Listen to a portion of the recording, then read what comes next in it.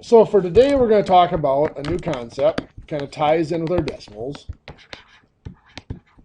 concept of percents. Dealing with percents, the first step is to understand the word. Percents, really two words, per and cent. Per, if you think of miles per hour, miles per gallon, means for each or out of. Cent, if you think of years in a century or cents in a dollar, 100. So percent literally means out of 100. So if we have 38%, that literally means 38 out of 100. If we're changing a percent into a fraction, it is actually just that easy. 38 out of 100. Now, of course, we wouldn't leave it like that. We could reduce both of those by 2. Give us 1950ths. So let's say we have 65%. Change it into a fraction, we would make it what? 65 over 100, and then reduce by, both those can reduce by 5. Because if I want to make it a fraction, I usually want to make it the simplest fraction. So that'd be 13/20ths. How about 240%? 240 over 100. Well, that's, there you go. Since that's bigger than 100, it's an improper fraction. It means there's more than one thing. So there's going to be a whole number. If you think about 100% is one whole thing, so anything over 200% is two whole things plus some left over. You're going to reduce that. 100 comes out of there twice with 40 left over, so that's 2 and 40 hundredths. And of course, that 40 hundredths can still be reduced by 20. Give us 2/5. So is 2/5 our answer? We still have to remember the 2 up there. Don't forget the whole number. Okay, how about this one? 18 1/3%. You don't want to change it to a decimal. 18.333333 is going to be rounded. Right. But it is, just like everything else, it's 18 1/3 over 100. Now, we don't like having fractions within our fractions, so we're going to do something about it. We're going to get rid of it. Remember we said fractions can be interchanged with division, a division problem. So this I'm going to treat as 18 1/3 divided by 100. So now I have to change this in an improper fraction. I'll make this 100 over 1. 18 times 3 is 54, plus 1 is 55/3. So divided by 100 over 1 is going to be times 1 over 100. I see I can cross cancel the 5 and 100. Both of those can be divided by 5 to give me 11 and 20. 11 times 1 is 11. 3 times 20 is 60. So 11/60ths. So 18 1/3% is 11 out of every 60. If we were to make that a decimal, it'd be 0.18333? It would be 18.33333. But then it would be rounded, so it would be the struggle from there. It will be 18.33333 over 100. Okay. But, yeah.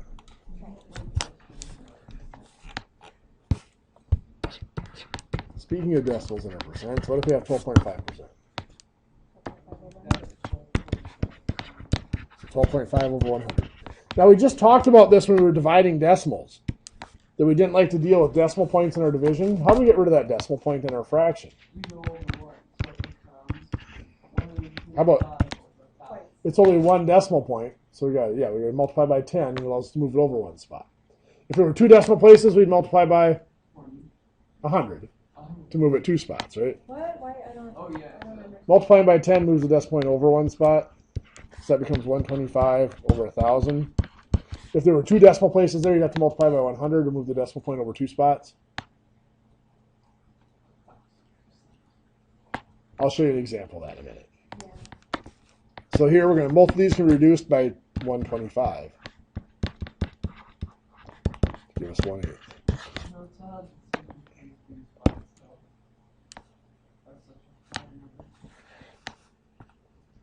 So what if we have Wait, we go back to the share from this. there?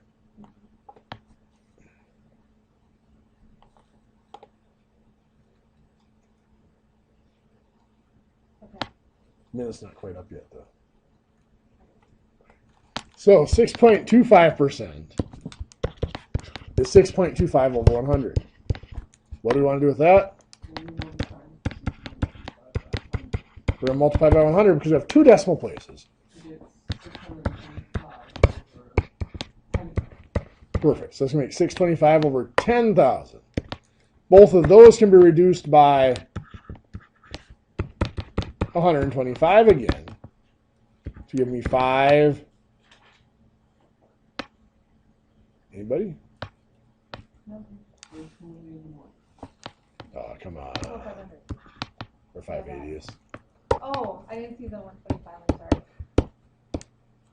I still just came up with the right answer.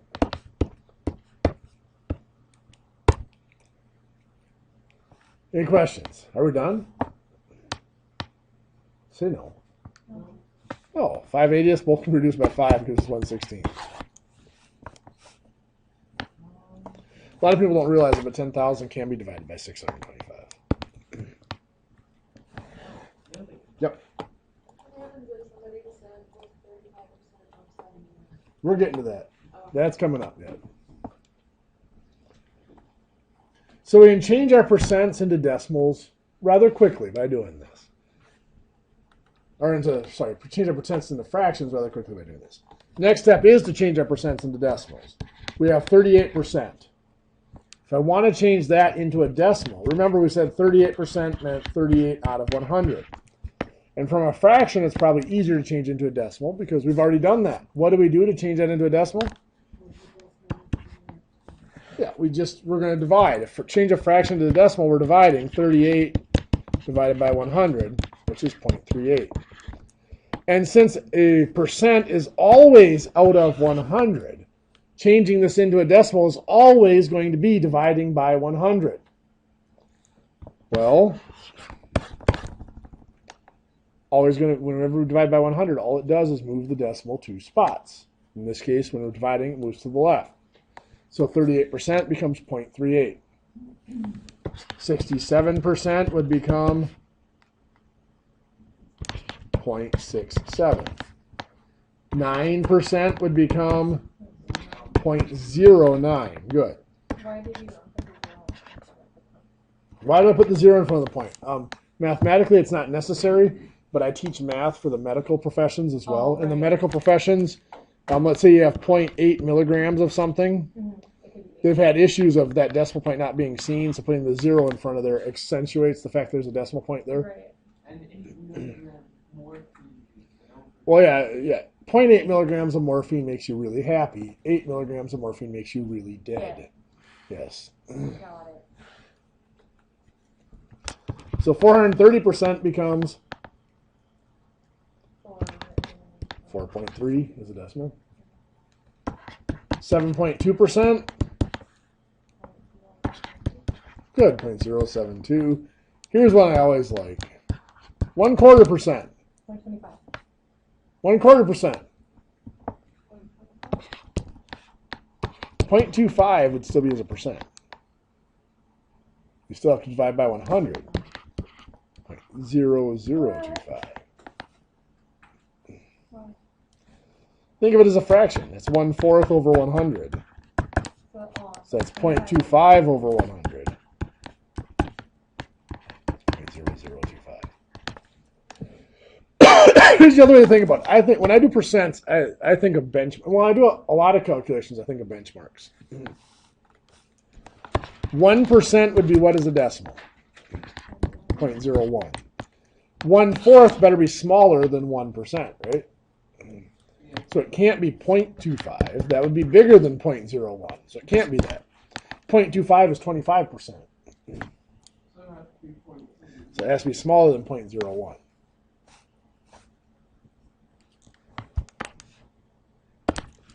Make sense? Sort of for now? So let's go the other direction. Let's change our decimals back into percents.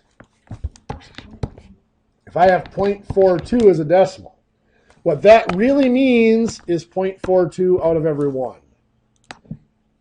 Well, percent is always out of 100. So to make it out of 100, two ways to look at it. I'm multiplying by 100, or I'm just moving the decimal point. That's 42 out of 100, or 42%. So 0.71 is going to become what percent? 71%. 2.3 is going to become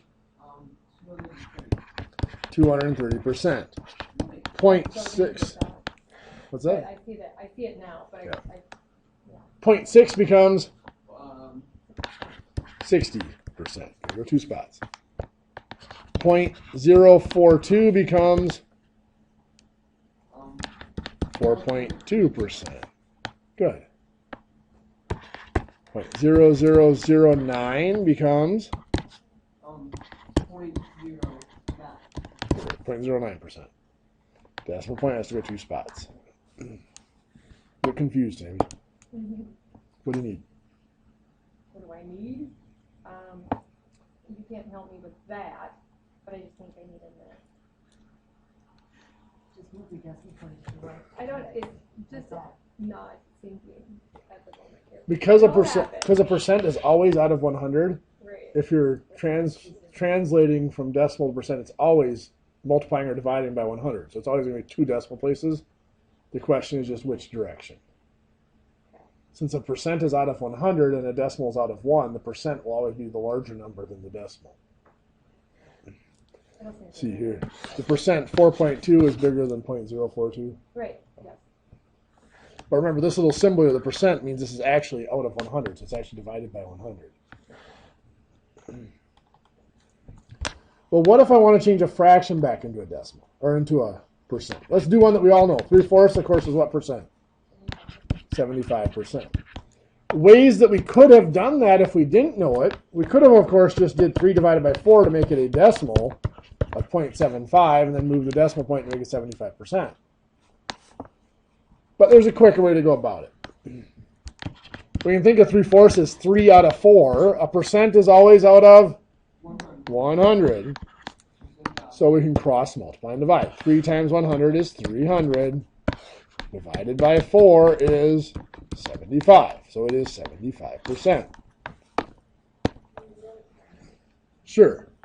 Let's do another one. Let's say we have 5/8. 5/8 is 5 out of 8.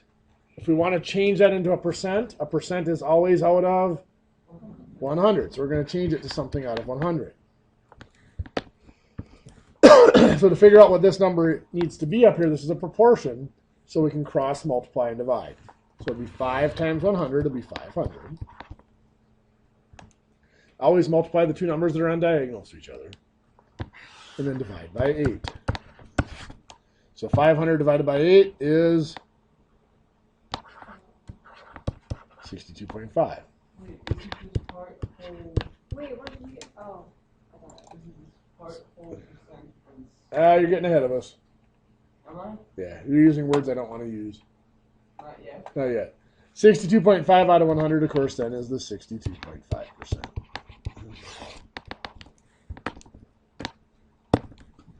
What do you think? How do you do that again?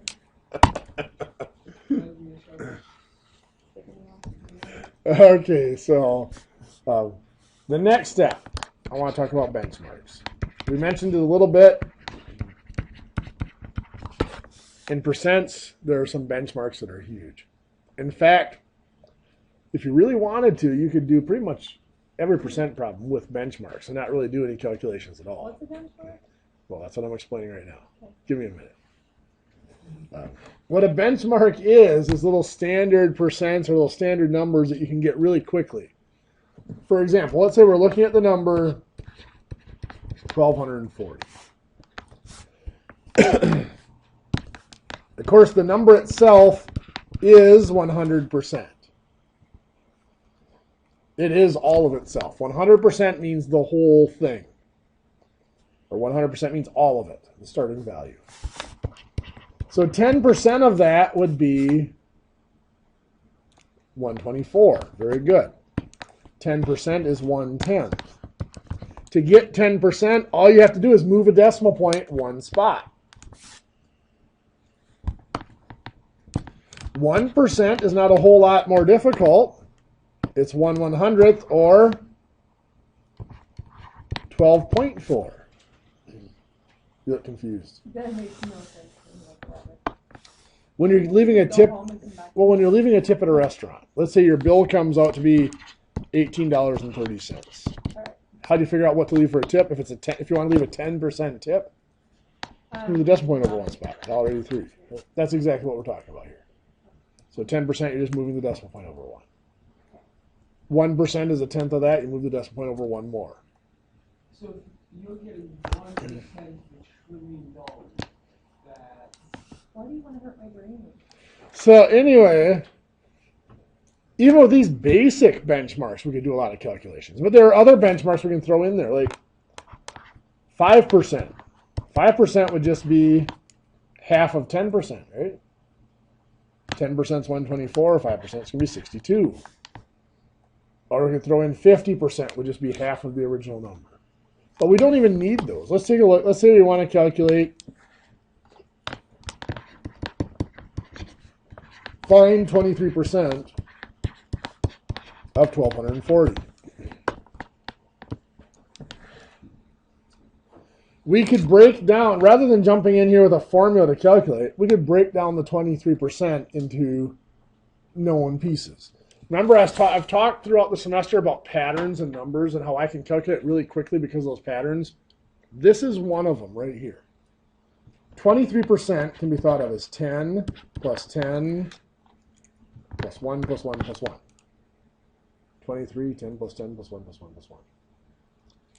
Well, 10% is 124. 1%, 12.4.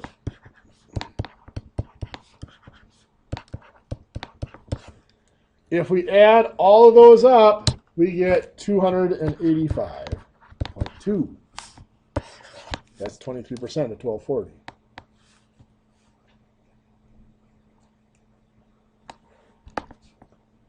So there, I know nothing about, or at this point, we have told you nothing about calculations with percents. But we were able to find the percent of a number just by using those benchmarks, the 10% and 1%. Let's say I want to find 29% of 1,600. Well, 29%, I'm going to do it like this. It's 30 minus 1 to get 29. Does that make sense? 30 minus 1 is 29? That part does. That part does. Well, 30 is how many tens? 30. Yeah, 3 times 10. What's 10% of 1,600? 160. Times 3 would be 480. What's 1%? 16. 29% of 1,600 is 464.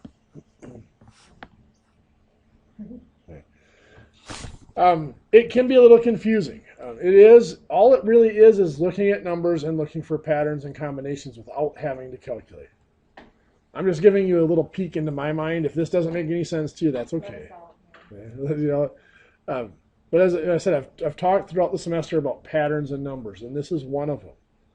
At the very least, when you go to calculate 29%, think, you know, it's a little less than 30. Well, 10% is 160. 3 times that is 480. You know 30% is 480, so you know 29% has to be a little bit less than 480. What I don't necessarily expect you to calculate exact percents this way, but it's a way of estimating them so that when you punch it in the calculator, if something goes wrong, you catch it. In today's day and age, the ability to calculate, the need for the ability to calculate in your head is fading, or to calculate on paper is fading, because the electronic devices are taking over. The bigger need in math now is the ability to catch a really stupid mistake in that electronic device. And that's, Happens all the time. which happens a lot. I have seen engineers, I've worked with engineers where they've punched stuff in the calculator. A key didn't register, or they accidentally hit an extra key. And it spits out an answer that is just absolutely ridiculous. And guess what? They didn't see it. They just kept going on with their work. Somebody else later down the line almost always catches that mistake. But there is that 1 in 1,000 chance that it doesn't get caught and you have something produced that is majorly defective.